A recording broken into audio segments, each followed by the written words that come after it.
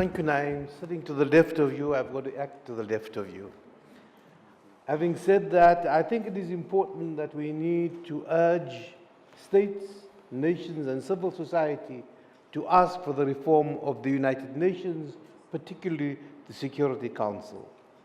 Let me start off by using the Libyan example. When the uprising in Libya started, it was there. Quickly, the US and the Western powers had gone to the Security Council and asked for a resolution of, by any possible means, to remove or change or save people under the right of protection of citizens, the Libyan, and contain the Libyan society and allow them not to fly. Unfortunately, 3 African countries had voted with the Security Council at that time. If those 3 African countries did not vote with, there would have been no resolution to bring about that resolution which gave effect to regime change. Now, there was a possibility of an African solution to an African problem. 5 African presidents were sitting in Mauritania, ready to go to Libya. There was a possibility of a peaceful political outcome and not a military outcome. That night, the General Secretary of the UN called the Mauritanian president and said to him, "You can't fly tonight. The French are going to start bombing."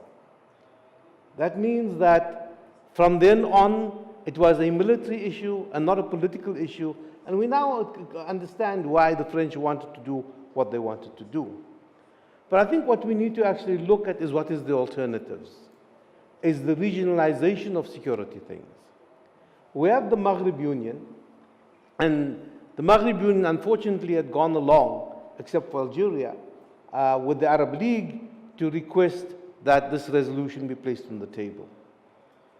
The East African Union took a different position. And the question when Senegal, the West African Union, when there's problems in Senegal, led by Nigeria, African security forces were on standby to ensure that problems did not arise there. In the SADC region, we had problems in Lesotho, and the SADC regions we had problems in Zimbabwe, and the Southern African Development Corporation, or the SADC region, had gone in and ensured that there was a smooth transition. So I think the regionalization of security issues also becomes important. Again, I mean, for my own sadness, I was in Libya at the time and should bear some responsibility. I could have done more to prevent that. But I think the saying is that the present is influenced by the past.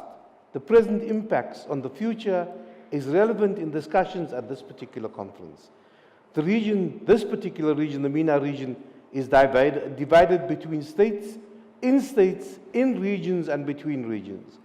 The so-called Arab Spring, in fact, exacerbated the differences and the uprisings of having an uprising without a plan for what would happen after that.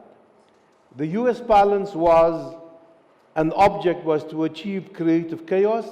What they did achieve was chaos. Nothing was creative about that chaos. So we sit with the present chaos, and the recent events destroyed the old institutions. An example being Paul Bremer and the de-Baathification plan in Iraq. Question is, did the Baathis fade into the sea, or did some of them join ISIS? The South African plan, after democracy, was the sunset clause that guaranteed the employment of former apartheid bureaucrats. One of the objectives was to unite a deeply divided society, to endeavor to foster the notion of one united nation. Based upon the individual rights as opposed to group rights, non-racial, non-sexist, and democratic. A second consequence was the inclusion of all and the exclusion of none. That is important. It is important that if any group was excluded at that point in time, you could have created the conditions for a fifth column to arise. And that fifth column would have been armed and trained. The South African Liberation Movement was led by visionaries that had the credibility and the legitimacy to facilitate ideas that may not be popular. In fact, is not finding popularity at the moment. 20 years later, populists are promoting narrow nationalist and at times tribal populist views. We need to guard against and be vigilant that these views expressed do not become accepted political currency. The requirements of an inclusive political, social vision needs to be continually promoted in this particular region. But we need to look at building blocks within the MENA region. And the building blocks could possibly be by regionalization. Let us reimagine a Bilad al-Sham or a Sharq region that includes a province called Israel, or by any other name that you would want to call it, so that we can have a state that is a non-racial, non-sexist, democratic state in the entire Bilad al-Sham. And this could be one of the results of regionalization. A region conscious of its Ottoman past and its Safavid past, where people do not feel strongly whether the Gulf is called Arab or Persian. A region where workers' rights are respected and all citizens are equal before the law, where the social good is available to all. The name is now harassing me. On that particular note, I want to appeal that we actually reimagine where we're going to, that we have a region or regions that are based upon values, that have the common good in mind, and that is beneficial to all, non-racial, non-sexist, and democratic, including Israel in this particular region. Thank you very much.